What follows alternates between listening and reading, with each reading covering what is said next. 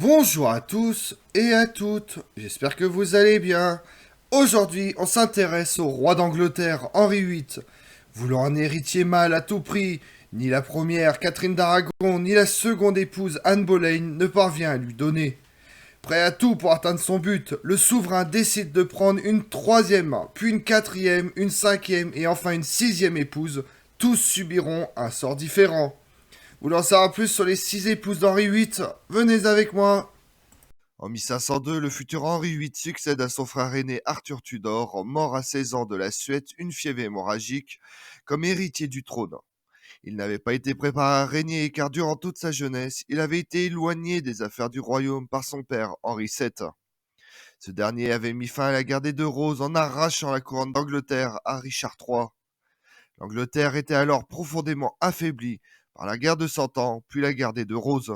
Elle n'occupait que la partie méridionale de l'île de Grande-Bretagne et quelques terres en Irlande. Le royaume était devenu une puissance de second rang.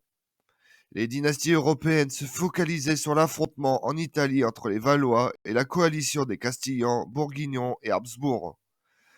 Henri VIII monta sur le trône en 1509, 2 mois avant ses 18 ans. Il parle le français et le latin, jouait du luth à la perfection et passe bientôt pour le souverain le plus élégant d'Europe. Son seul rival sur ce point était François Ier. Comme le roi de France, Henri VIII fut l'une des figures majeures de la Renaissance. Son règne coïncide avec ceux de Charles Quint, Juan III et des papes Clément VII et Paul III. D'abord catholique fervent, Henri VIII finit par se séparer de la tutelle de Rome, qui refusait son divorce avec Catherine d'Aragon, car sa vie publique et ses choix religieux furent toujours intimement liés à sa vie privée. Il fut un roi versatile, rusé et colérique. En politique étrangère, Henri VIII participe notamment aux guerres d'Italie contre la France de François Ier en s'alliant fréquemment à Charles Quint. Ses succès sur le continent sont cependant limités. Dans les îles britanniques, il s'oppose à plusieurs reprises à l'Écosse, alors alliée à la France, tandis que son règne marque le début d'une des plus grandes influences anglaises en Irlande.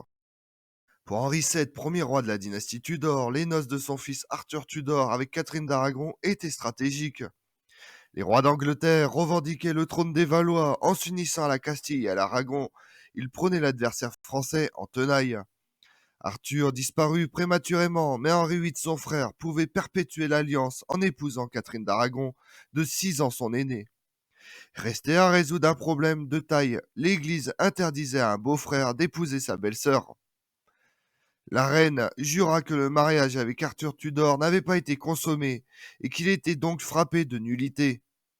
On attendait les mois nécessaires pour s'assurer qu'aucune grossesse n'était en cours. Puis le pape Jules II entérine le mariage de Catherine d'Aragon et d'Henri VIII, célébré en 1509. Les deux époux conçurent 6 enfants, mais tous meurent en bas âge, sauf la future Marie Tudor. Henri VIII multiplie les maîtresses. Il voulait obtenir ce garçon que Catherine d'Aragon était incapable de lui donner. En 1519, Henri VIII devient le père d'un bâtard nommé Henri Fitzroy, qui fut élevé duc de Richmond et songea à en faire son héritier. Pour la reine, l'affront fut insupportable. Sûre de son bon droit, Catherine d'Aragon, qui n'était rien que moins que la tante de l'empereur Charles Quint, intrigue avec lui pour forcer son mari à la traiter avec plus d'égard. Ces menées poussent Henri VIII non pas au rétablissement de la reine, mais à la procédure de divorce. La procédure dure 7 longues années.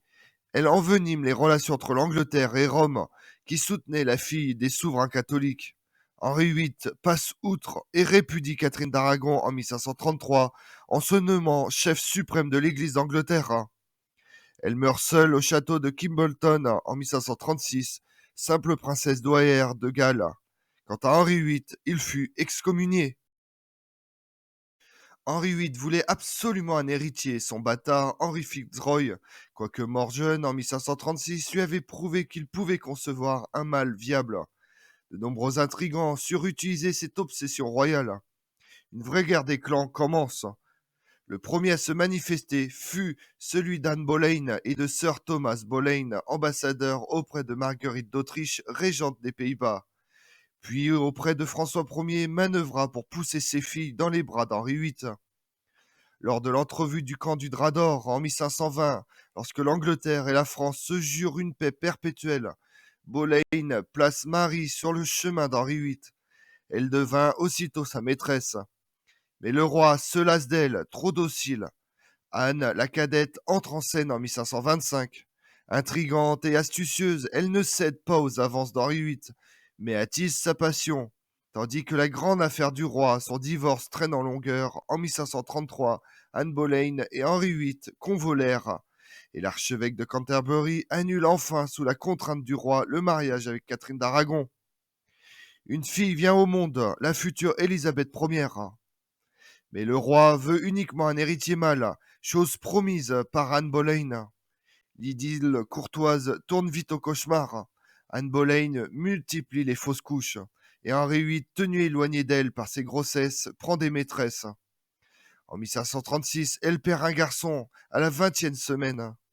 Pour Henri VIII, c'en est de trop. La jalousie, les fausses couches et les promesses non tenues finissent par lasser le roi d'Angleterre. Quand sa nouvelle épouse se montre en compagnie d'un musicien flamand, le roi, déjà amoureux de Jane Seymour, trouve là matière à accusation. Dans la foulée, Anne Boleyn fut accusée d'inceste avec son propre frère George Boleyn, d'adultère et de trahison. Elle fut incarcérée le 2 mai à la Tour de Londres. Ses supposés amants furent décapités le 17 mai 1536. Anne Boleyn connut le même sort 2 jours plus tard.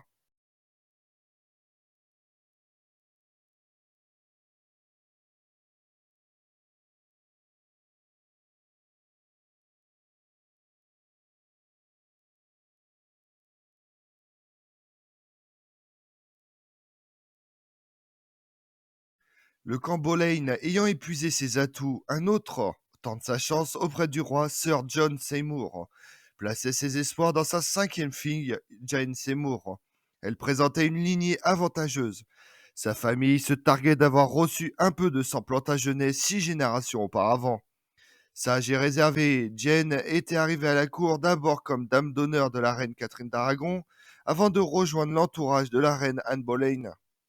Les premières rumeurs de sa liaison avec le roi courent à partir de 1536.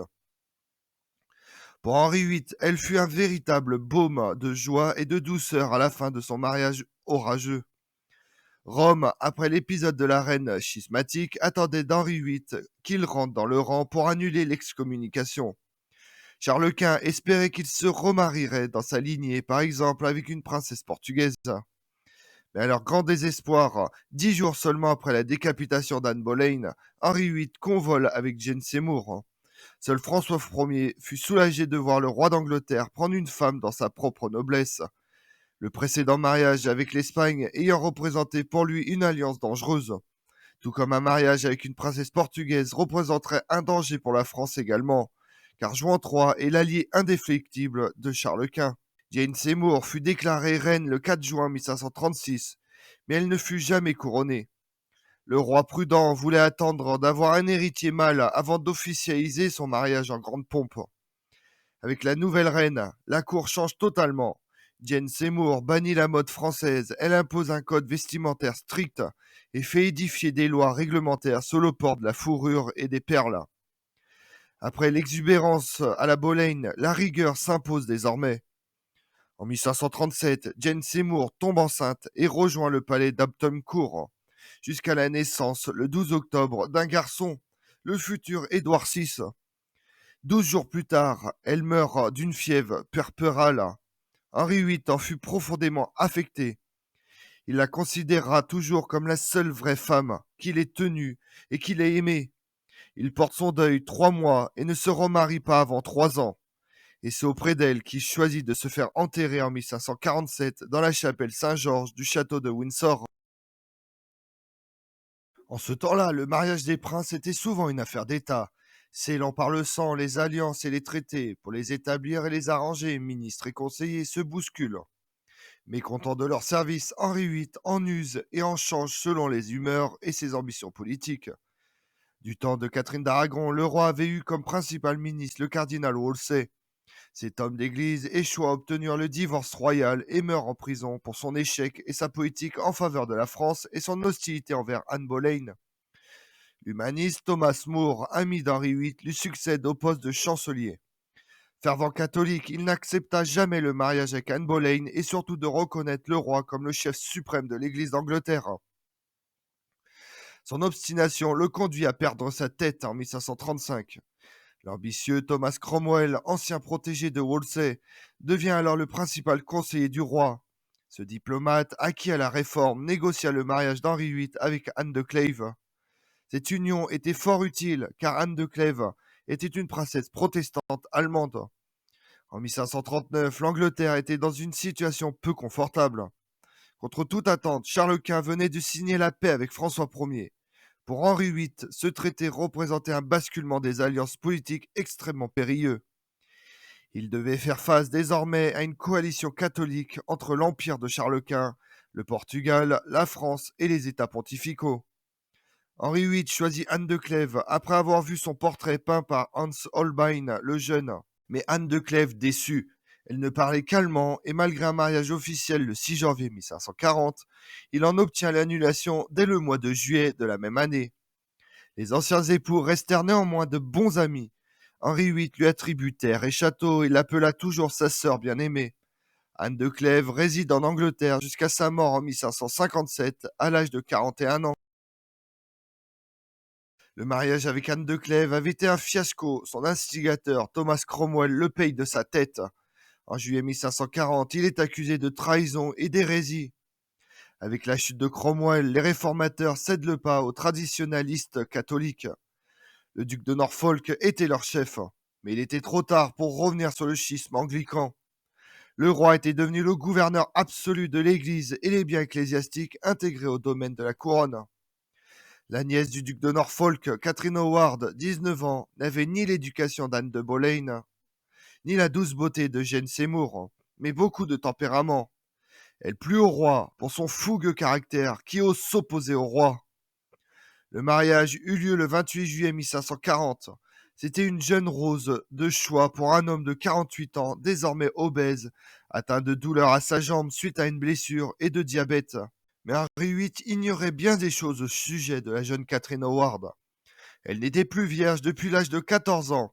Et aussitôt mariée, la jeune Howard se montre orgueilleuse, dépensière et surtout dénuée de toute prudence. Elle renoue avec l'un de ses anciens admirateurs, Thomas Culpeper, gentilhomme de la chambre du roi. Leur rendez-vous était chaperonné par Lady Rochford, la veuve rescapée de George Boleyn. Pire, sûre de sa force et d'être protégée, Catherine Howard appela auprès d'elle 2 amants de jeunesse. Ces agissements arrivèrent aux oreilles de Thomas Cranmer, archevêque de Canterbury, un antipapiste féroce. Il les rapporte à Henri VIII qui refuse d'abord d'entendre la vérité. Puis, ayant obtenu des preuves et découvert les agissements de la reine, Henri VIII se résout à faire décapiter Catherine Howard, mais aussi Lady Rochford. Thomas Culpeper et des Rames, un de ses premiers amants, en février 1542. Vu le destin tragique des clans Boleyn et Howard, personne ne se pressait pour glisser une vierge nubile dans le lit d'un roi déjà pourvu de 3 héritiers. Édouard, 6 ans, Élisabeth, 10 ans, et l'aîné Marie Tudor, 27 ans. Pourtant, une femme de 30 ans, 2 fois veuve, se présente. Catherine Neuville, Lady Latimer, plus communément appelée de son nom de jeune fille, Parr, avait eu une vie d'épouse obéissante, mariée successivement à 2 hommes plus âgés qu'elle, très malade. Elle avait dû se rapprocher de Londres avec son premier mari pour trouver de meilleurs médecins.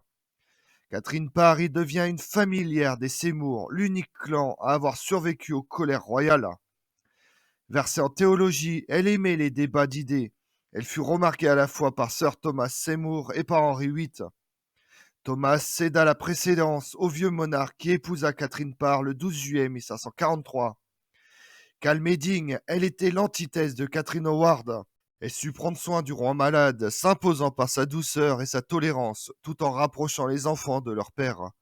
Elle se lie fortement avec la princesse Marie Tudor, qui avait hérité du catholicisme rigoureux de Catherine d'Aragon. Mais place autour des 3 héritiers royaux des précepteurs qui leur dispensent un humanisme éclairé. Les vues religieuses de Catherine Parr étaient complexes. Du vivant du roi, ses penchants protestants lui valurent pourtant quelques déboires attisés par de puissants catholiques. Mais Henri VIII n'en fait guère cas, car la reine fait amende honorable et se soumet en permanence à la volonté royale.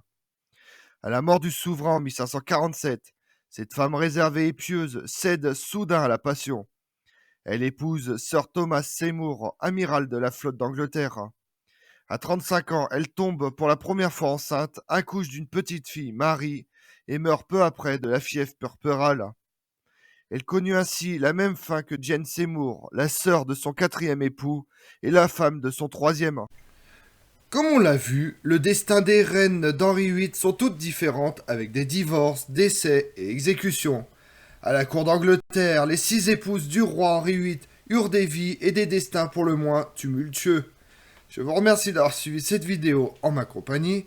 Si vous voulez connaître mes autres vidéos, retrouvez-moi sur ma chaîne YouTube Tout sur l'Histoire avec Damien, mais également sur les réseaux sociaux, Twitter et Instagram, Histoire Damien. Et pensez à liker, commenter et vous abonner. Je vous remercie à tous.